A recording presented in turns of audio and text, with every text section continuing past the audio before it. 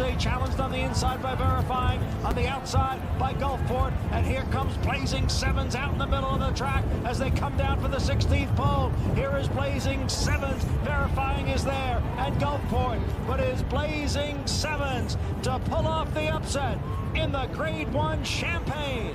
Blazing Sevens by 3 lengths. Is fifth.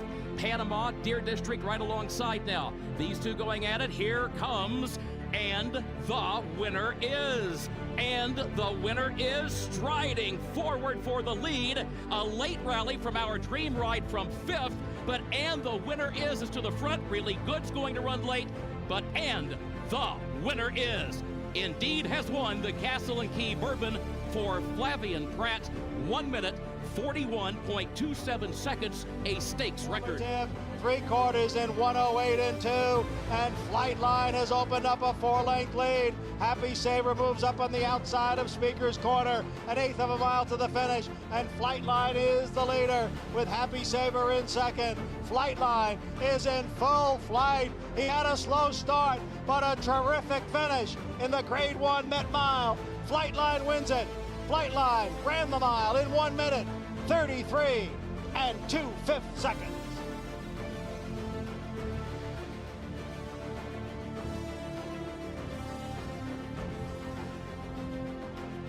Pacific Classic, Flavien Prat and Flightline are an embarrassing lead. It must be 15 lengths as they turn for home now.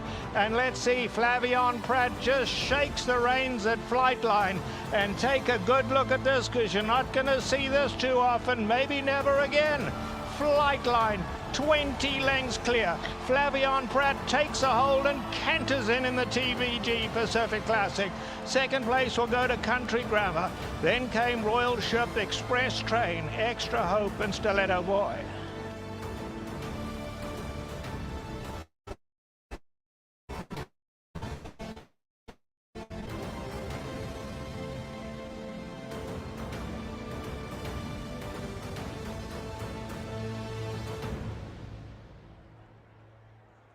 Takes your breath away, doesn't it? Hey, everybody, from future stars to a mega star, right there, talking about Flightline. One of the things all these horses you just saw in the montage have in common is this guy, Flavien Prat. Oh my gosh, what a championship you have ahead of you. I know everybody probably wants to get to the Flightline talk first, but this is the future stars forecast, so we should talk about the 2-year-olds to kick things off, I would say, right? Yeah, absolutely. Well, thank you for having me today.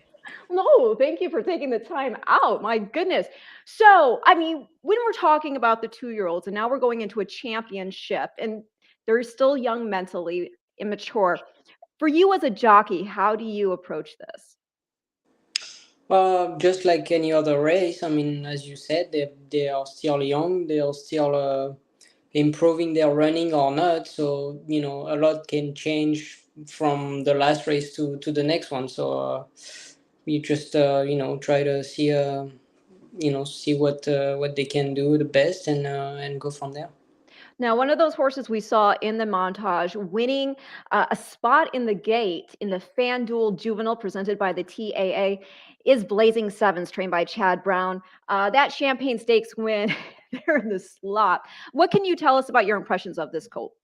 Yeah, no, I thought it was a really good run. He won. He broke his maiden at Saratoga the right way. Then he came back. That was the first time he was running in sloppy track. 7-8. Then he came back in Aqueduct and run a big race that day. I thought it was a really good race. I think the distance really helped him. Well, it will even get even better for Breeders' Cup. So it's you know, it's going into the right direction. It's by Good Magic who won the Breeders' Cup Juvenile. So it's exciting. That's right. I mean, it is really cool when we see a horse who is a prior juvenile champion at the Breeders' Cup, as you just mentioned, Good Magic, having won it back in 2017, along with Eclipse Champion honors. You know, then having his progeny, the first crop representative right here, come through like this. Now, this was the first time you had ridden him. Manny Franco had been aboard for the prior two starts that had been the debut and then the third place finish in the hopeful. And that was running third behind Forte. What were, coming into this, and when you are running on a track that is this sloppy, and I should mention to those who don't remember, the hopeful itself was sloppy as well. Was there a key path? I mean, what do you do? Because one of the things is, somebody like me who's ridden horses before, you want your horse to feel sure-footed. How do you get them to feel confident in a situation like this? Well, I think I think the distance that there made a big difference, but also the fact that he had more experience. I think in the hopeful, it was only his second start. You break and then you get kicked back and all of a sudden you kind of suck back and lose a few lengths just by surprise, which didn't happen in the champagne because he had more experience and he was obviously traveling better and so all those things together made a difference. Yeah, and so you will be assigned aboard Blazing Sevens in the juvenile? Yes, absolutely. I'm really exciting. I think, like as I said, I think the distance and going to turn is gonna really fit him well. I think it's an open race, and I mean the horse has done everything right, so I think he has a good chance. Well, here comes the boring question, which I'm sure you get asked when it ever comes to these races. Who's the horse to beat? Is it Cave Rock? Is it Forte? And like you just said, you think it's open. But if you did have one horse who you felt was the one who is the biggest opposition, who is that in your mind?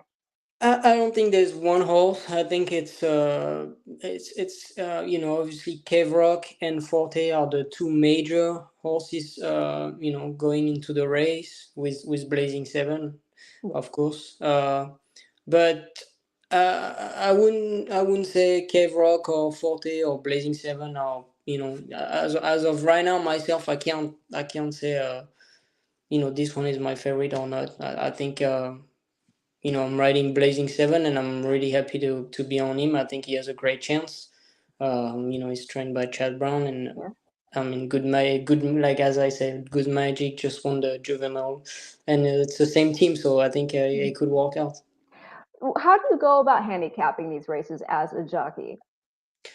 Well, it's myself. I think it's not the easiest race to handicap because they're 2 years old. They obviously change a lot, race after another. So it's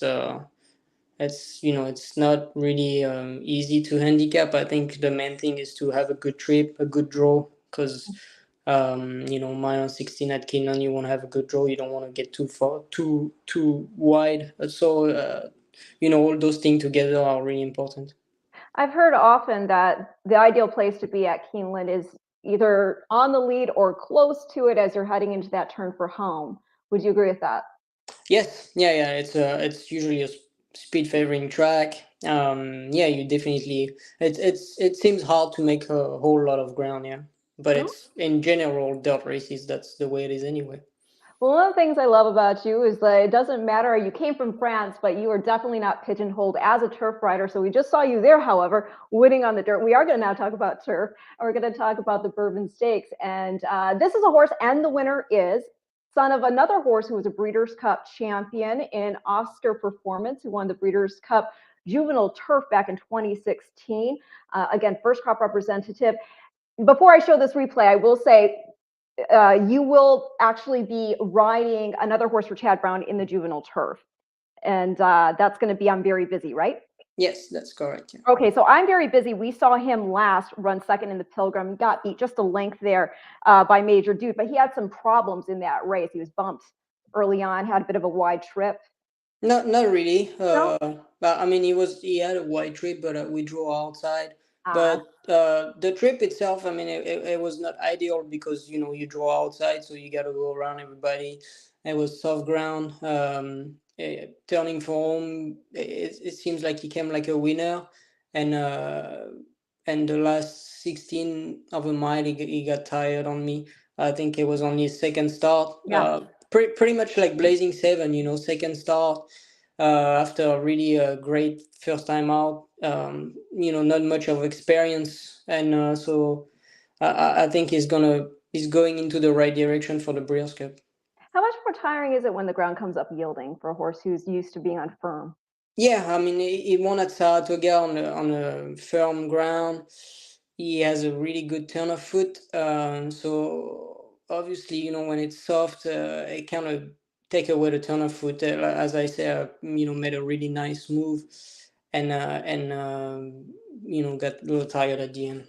Yeah. Well, here's a question for you. So since you are not actually going to be aboard, and the winner is, we're going to still show the replay. It was a Challenge Series victory, of course, so we got to show it. Do you know who, number one, is taking them out, and two, do you give them any pointers about the horse? No, I don't know who's gonna ride the horse, but no, I mean, I'm pretty sure whoever's gonna ride him is gonna figure it out. Well, you got to love the Cat Man, trained by Wayne Catalano. This horse, I thought, he obviously has a lot of talent. He was a bit green there down the lane, but you can't really blame him because there was such a kerfuffle going on in stretch. So he's a horse that had the chance to ride for his debut, and it was really impressive. Really liked him right from the get go.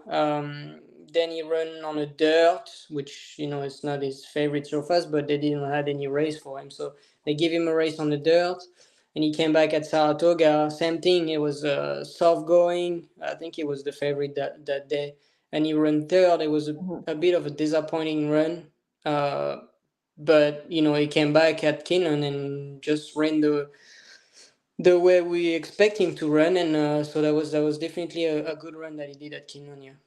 And there were a number of track records that fell that day. What did he do? He went 141 and 27 100ths. That broke the prior mark that had been up since 1999. So it was a stakes record, rather. But we also saw Annapolis put up one, in Italian in the First Lady, Golden Pal in the Woodford, and Private Creed in the Indian Summer. What do we know what the weather's going to be like? I haven't checked the forecast yet. Oh, I have no idea. I mean, it's been great so far, but that doesn't mean it's going to be great for the Breeders' Cup. But no, I mean the last few weeks it's been really we've been really blessed with a great weather. So I have no idea how it's going to be for Breeders' Cup. He looked like he just had plenty in the tank there. I mean, I know we're going to actually be cutting back to a mile for the juvenile turf. This was a mile in the 16th, but this horse looks like pretty much sky's the limit with him in terms of his style. I think you could have hit the button there whenever you'd wanted to. Yes, yeah, no, he's been really straightforward. He actually won for his first race. It was a 5.5, so he has some speed. Really push button. Yeah, no, that's distance won't be a problem for him. Now, before we go any further, we have a lot of comments here. Let's see here. I just want to make sure people know. Valleys to Peaks. Whoever wrote the description for this video deserves a raise. That was me. Thank you. Okay. Jay, hello, ladies and gents. Ren, there's a chance we'll get to see you, Matt, Ava, come BC. Ava's going to be hanging at home. Matt and I will be there. Yes, absolutely. Okay, we're going to get to these types of questions later about Flightline, Wayne. First, we're going to talk about the 2-year-olds, but we'll come back to this. And let's see if I have any. Roberto, two of the best in the business, Ren and Flavien. Thank you. All right. And I actually had to train myself. I always want to say Flavien because he brings the flavor. So let's see here. Roshan says, verifying will be tough in the juvenile. Verifying is a nice horse, yeah. Let's see what else we've got here. Jay is saying, Ren, I'm going to go and say I believe Jose Ortiz will pick up the ride for the Cat Man in the juvenile turf. That's right. We'll have to see. Steve, is he going to ride domestic spending? Yes, I'm gonna ride domestic spending. Yeah, I'm really excited by it. Obviously a horse that shows so much last year, and we had to scratch for Breeders' Cup, so it was a really disappointing things to do. But I'm glad he's doing great, and and I'm really happy to be back on him. All right. Well, another horse you will be riding on the juvenile card, Future Stars Friday, is a filly named Raging Sea. So let's go ahead and take a look at the Alcibiades, and if you can give me your input, just from the perspective of watching the replay and what you felt was going on throughout the course of the race, and then your impressions of how she'll go for it. Oops, sorry. Let's go ahead and let me get rid of the bourbon there, and we'll go ahead and share the screen. Thoroughly Alcibiades. And here we go.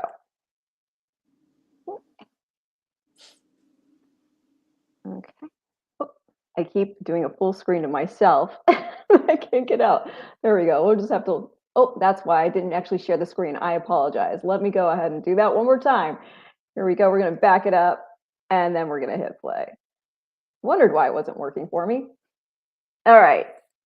Sorry about that. So again, Raging Sea here.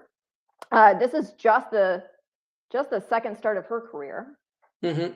Yeah, I had the chance to ride her for our first race, and she won that day. Unfortunately, she was supposed to run in New York, and because of the weather, Chad Brown decided to run her in Keeneland, so couldn't ride her that day. But I thought she ran a great race. Oh yeah, and we ended up. Let me see here. One thing I just want to check. This is a daughter of another Breeders' Cup champion in curling, so you gotta love that. Let's see here. I'm just trying to pull up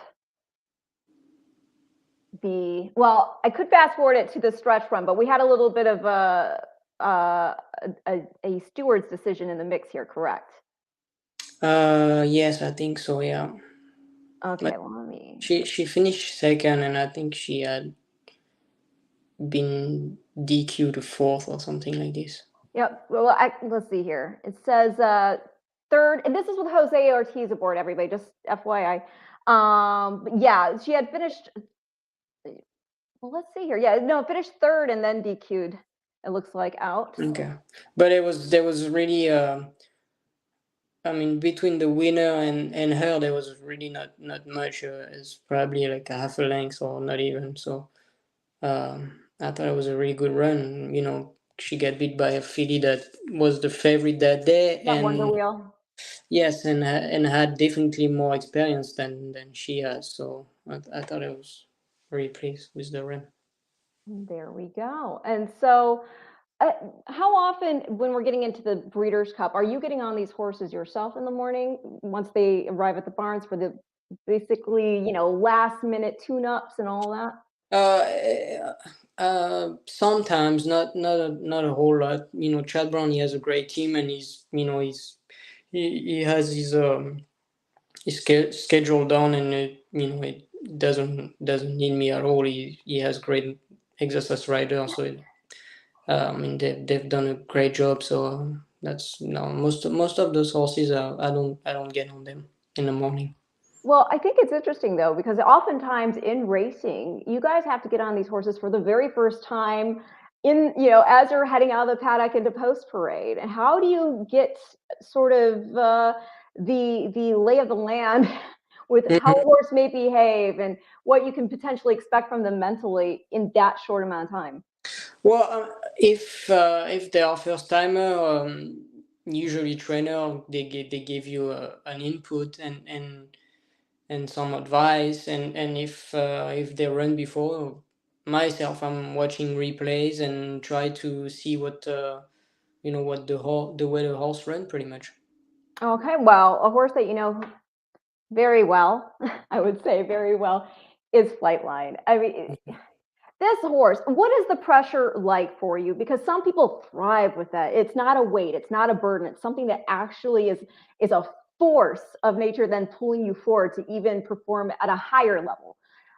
When you have the top rated horse in the world, what is it feeling like for you as you're gearing up for the championships, getting closer every day to putting in that performance? It's pretty much the same as before. I mean, there's I think since his debut, there's always been some attention towards him, and so it's pretty much the same since his first time out. Expectations are always high when you ride him, I will say.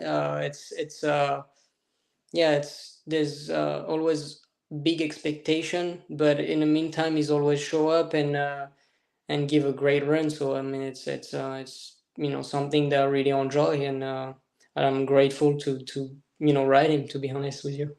Oh, well, I'll tell you, it's been an exceptional ride because I remember being there at the sale when he went through the ring for $1 million. The pedigree was always there and exceptional, being a son of Tappet, and then the dam line is so great and prolific, and we have a Breeders' Cup champion in the family, and Dancing Spree won the sprint back in the day. And on top of it, I feel like some people were questioning, right, the two turns before he went to the Pacific Classic. I'm actually going to show both the Met Mile and the Pacific Classic because the Met Mile, I thought he just showed such tremendous heart when he didn't get away, completely smoothly, and then he had to basically find his path with you, and you guys didn't panic, and I just felt that was such a center of a performance right there, because a lot of horses get discouraged, they get demoralized if they can't have their own way, right? Mm-hmm. And then with the Pacific Classic, again, people questioning the two turns. I didn't, I will say. I mean, Tappet, how many Belmont winners is he sired now, right? And then on top of it, he's out of an Indian Charlie Mare, and the second dam is by Dynaformer, and that is stamina all day long. But I certainly did not expect him to win by over 19 lengths. I think nobody did. No, right? I mean, even if we all know that he's a great horse, but it's something that I myself, I couldn't imagine winning that by that far. Okay. I don't even think you can dream it, but yeah, you had a bit of that Secretariat Belmont moment there. So let's go ahead, actually, and we're going to show, because I really do feel everybody needs to appreciate what this horse overcame in the Met Mile. So can you take us through this, please? Well, he has so we draw the one hole, and it's going a mile. So there's the chute, it's wide open, so it's not a great, really great draw. Broke a step slow, got outrun the first part by the Godolphin horses. So we're in a position where I didn't want the leader to get it too easy. So I kind of stay in the spot just to make sure I get him to run a little bit, and then I was able to get myself outside. And from that point, I was traveling really well. He was comfortable. He was traveling great. So from that point, I was where I want to be, and that was it.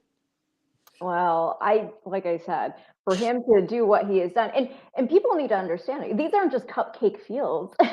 No, It's a very nice horse. When you did have that start, and it was a bit of a step slow, like I said, it never looked like you panicked. Did you at all internally? No, I mean you don't. I mean, obviously you don't panic, but you have to find a way of getting into a nice rhythm and getting into a good spot. That was the key. What would you say is your biggest strength as a rider? Because there are a lot of capable jockeys, but there is something that separates the elite. Well, I don't know. I mean, I don't think I'm in the right position to tell you what's my strength and what's my but I don't know. I've just tried to do the best I can. I try to understand my horse. I try to get them into a good rhythm where they are happy, and we go from there. I mean, it's at the end of the day, I just try to get them in a good spot. And it doesn't mean I'm in a good spot all the time, but that's what I'm trying to do. Well, let's now watch the big performance here in the Pacific Classic, the undefeated Flightline. And let's go ahead and pull that replay up, and you can take us through this one, which is pretty easy, right? Oh my gosh. How many times have you seen this replay at this point? Many times. Yeah, it's probably the race I've watched the most, actually. I usually don't watch replay so much, but yeah, I've seen the replay a lot. What was it like the first time you saw it? Because it's one thing to be in the saddle there, having the best seat in the house. No, it was actually more impressive on Flightline because um, I didn't expect to be so far in front. And when I look back around what the 316 pole, I think, and I've seen that I was so far in front, it was a shock. I mean, it was really a jaw dropping to be quite honest. I mean, it looked from the go. If he had wanted to, you never had to even take back a little bit. It looks as though he could have won. Yeah, I could have made the lead easily. He jumped well, and I didn't want to get to the fence and become a target. And it was the first. I really, I mean, deep down, I really thought there was no issue with the distance, but it was the first time going to turn, first time the distance, so I didn't want to take the risk of being a target and being pressed, and him not being relaxed and just falling apart at the end, which it obviously didn't happen, but I just didn't want to take that risk. Well, I got to tell you, I've told the story on the show before. Sorry, everybody, just bear with me. So we were down at Kentucky Downs, and it was after the races. We were at this little Mexican restaurant that's next to the hotel having some margaritas.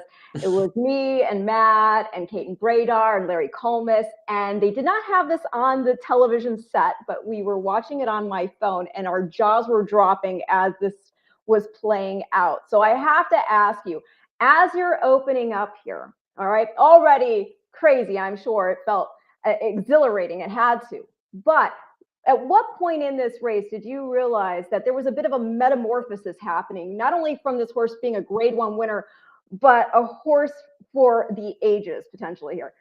I mean, top rated in the world at this point. Mm-hmm. Well, but to be honest, when he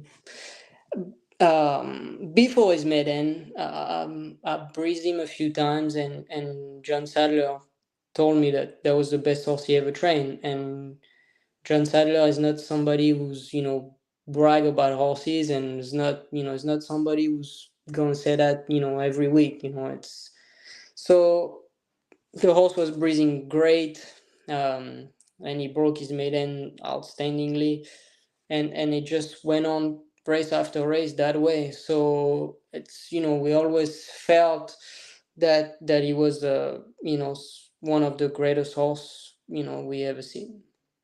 And he just looks like he does it for fun. Yeah, no, he's a really smart individual. There's when there's camera or photograph, he knows he has some attention. He knows he's different. There's no question about that. He definitely has a different attitude compared to other horses. Yeah, that's for sure. What does he mean to you at this point? Well, I mean, it's a for a rider, it's something that it's a dream. You pretty much your whole career try to ride a horse like this. I mean, it's simple as that. You try to find the horse that is special, and being in my 30s and having the chance to ride him, it's just I'm just so grateful for it. I'm just try to enjoy every race and try to appreciate as much as I can the event and the journey of it. I mean, it's something that I really try to do as the best I can. I think John Sadler has done a tremendous job to bring him to in top shape every race, and Juan Zleva has done a great job as well in the morning, just get him to settle down, and so it's been really fun to work with them and with Flightline. Well, just to put this into perspective for those watching, uh, some of the statistical data. So his buyer came back, okay, margin 19 and a quarter lengths. The buyer came back 126. That is the joint second highest buyer since the DRF began publishing them, and that was 30 years ago. For example, also just put that in perspective, Go Zapper 128 in 2004. And we also have the Thorograph number, by the way, which is the highest ever given, and that is a -8.5. When you're looking at all this, and again, he's the top rated horse in the world, and this was before Baid even lost the other weekend, but you're looking at this, and again, there's that hype, and everybody has expectations of hoping to see greatness play out there at Keeneland. And you were talking about, you're going into this, it's a race, and I really want to harness whatever you have and being able to just not let the nerves get to me with what I do. So I can only imagine. No, I mean the pressure is building up. That's for sure. I'm nervous not talking to you about it. There's definitely a buzz, and there's definitely so much expectation. But it's been like this, since, like I said, since the first race. He broke his maiden, and after that race, expectations are being really high, because obviously everybody knows that the talent is there, and so every race, it to me, it felt like there's always been high expectation, because we have so much confidence in him. Well, I know we have limited time with you, so just a few more questions, because we have some from our audience. Let me back it up, and I think, let's see here. Andrea, do you have mounts in all of the races, Flavien? Any horses you think will surprise us? So I don't think I got mount in every races, but yeah, I'm gonna be busy this weekend. Mount, well, let's put it this way. I think domestic spending. I mean, we all know he's a good horse, but he's gonna come back. It's gonna be a mile, so it's probably a race that. A distance that might not suit him perfectly, but I think the horse has run really well fresh before. The mile, you never know if there's a hot pace in front. I mean, that could be I'm sure he won't be the favorite. He's gonna be, I don't know exactly the hot, but he's gonna be one of the horse to watch. And yeah, I think that could be an interesting horse to follow. Let's see here. I think what Breeders' Cup long shot is Flavien on the, well, I think we kind of covered, although domestic spending wouldn't be a long shot, but. No, it won't be a long shot, but I'm guessing he won't be the first, the favorite. That's part of the beauty of the Breeders' Cup. You get odds on horses you normally would never get. Let's see here. Any issues on a sloppy track with Flightline? Has he ever worked on one before? So I don't think he ever worked on sloppy. Well, issue with the sloppy. I mean, you'll well find that if it is sloppy, but no, I have no idea. I think when you're good, you're good. But until you run on sloppy, you never know. I would say, well, if pedigree has anything to do with it, he's by Tappet. I think he'll be fine.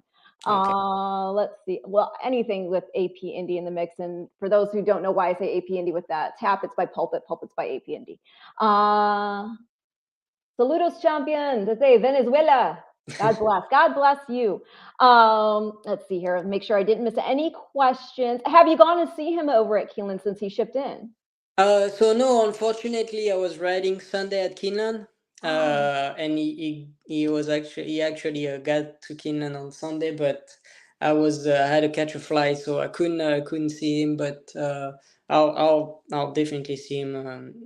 Not this week, but next weekend. Okay. Oh, here we go. Marilyn, do you think he'll break the record for the Breeders' Cup Classic? I have no idea. I mean, I just hope he's gonna run his race, and if he has to break the record, eventually will. But that's not something that I'm looking for. Let's put it this way. It's interesting because my husband Matt, he was saying how, as tremendous as that Pacific Classic performance was, had you needed to, had you wanted to, which you didn't need to, so why would you? He could have gone even faster. I mean, we could have potentially seen a buyer up in the 130. Right? Yeah, yes, but I mean, it's a horse that I mean, I don't think you need to see more than what you've seen. I think you probably seen plenty enough. Okay. Well, interesting questions. Wayne is saying, or comments too, he has a bigger stride pattern than Secretariat. This is a good one. Here we go. How do you anticipate Flightline? Oh, wait, that was the wrong one. It was a different one, but here's another question for you Okay. anyway. If life is good, bumps them in the stretch. How do Well, you overcome bumping? I mean, it's pretty well, hard, right? hopefully we're not close to each other, There and you go. I'm ahead of him. But I mean, I don't know. The goal is not to bump each other anyway. Well, he's a big horse, right? Flightline. He's what, Yes, he is. 16'3"? Yeah. No, he's a really nice size. What's his temperament like on the ground, real quick? So when he was younger, he was a bit on his toes and a bit strong head. He's been a lot better. As I said, his rider one level have done a great job with him to calm him down and get him to relax. But in on race day, he's pretty professional and he's not fooling around. Do you ever feel that charge of energy? I know when I used to have to like get out to go into the show ring, Mm-hmm. when you throw that leg over and you just take hold of the reins and you know immediately with that connection with the horse communicating. Yeah, I mean, as I said, he's really he really likes to be at the attention. You can tell when you're around him. He likes to show and he's always looking at cameras and a photographer. It's strange to say that, but it's actually the way I feel it. It feels like he likes to be the attention.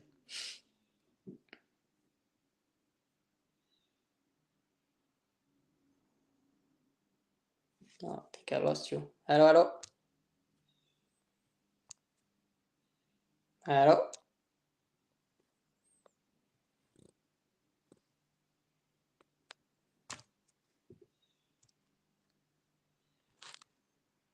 Hello, hello, hello. Okay, we're back. I've lost Oh, there internet we for a go. second. I'm sorry. I No, lost no. internet for a second, y'all. So, okay. So what were you saying? I'm sorry. He always likes to be seen and he just comes Yeah, out with, yeah. he always likes to be seen and being, the attention. You can tell he really enjoyed that. Oh, well, he's going to get plenty of attention at Absolutely. Breeders' Cup. Let me just make sure I didn't ignore anybody. We actually have a big viewership right now because everybody, you have so many fans as it is. Now you have a super horse alongside, Yeah. or to sort of be your dynamic duo. Uh-huh. And so it's sort of, yeah, right here. Strap on your seatbelt and enjoy the ride. We already have somebody ready for a movie on you guys. Tippity Hopper wants to know if they make a movie about Flightline, who should play you? Oh, I don't know. That's a good question. I don't know. No idea. Maybe you play yourself. Can you act? No, I won't be good as that.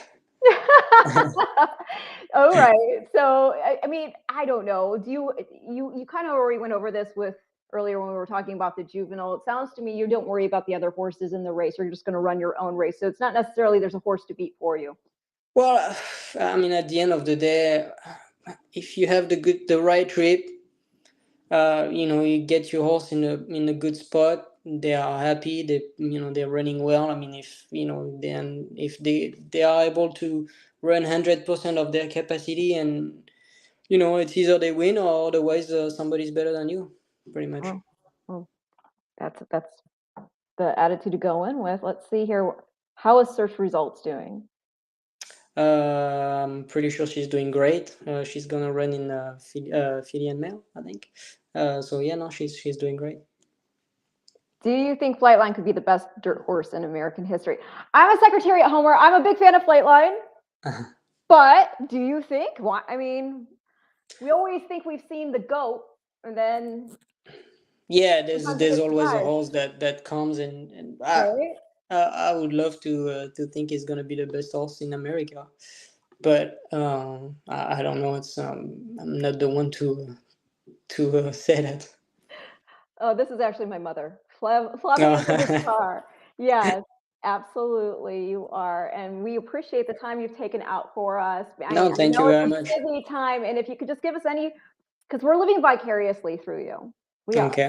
So if you can just give us any closing thoughts on Flightline, whether it's just about what this journey has meant to you as you're now heading into the championship. Mm-hmm. You know, what it's like to be, because we can't all be up in that saddle, right? We're riding Oh. along with you in spirit, but what it's actually like to be on a horse who travels the way in which he does. I mean, it looks so effortless.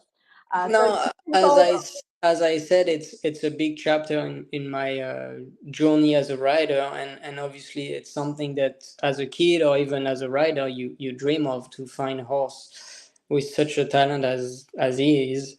So I really tried. I mean, I'm not try. I really enjoy the ride and try to get the really the experience fully and really enjoy it, because I sure hope I can find another Flightline, but it's the chance are pretty slim, so to find another one like him, so I really try to enjoy it as much as I can. Well, we're enjoying it along with you. Again, we're not up in the saddle with you, but we're along for the ride. And you certainly have the best seat, as I said before, in the house for the Breeders' Cup. And just a word on that, the pre-entries, y'all, they come out tomorrow. So you're going to want to tune in. You'll be able to see the stream on Breeders' Cup Social. You'll also be able to tune into FanDuel TV to watch that. Will you be watching, or does it find out who? No, I'll be... No, I won't watch. You'll be riding, right? Yeah, sure. But that is going to kick off tomorrow at noon. Flavien, thank you so much for your time. Everybody, this has been your Future Stars Forecast on a 2-year-old Tuesday, talking about future stars and a bona fide star. Until next time, I will see you at the Breeders' Cup.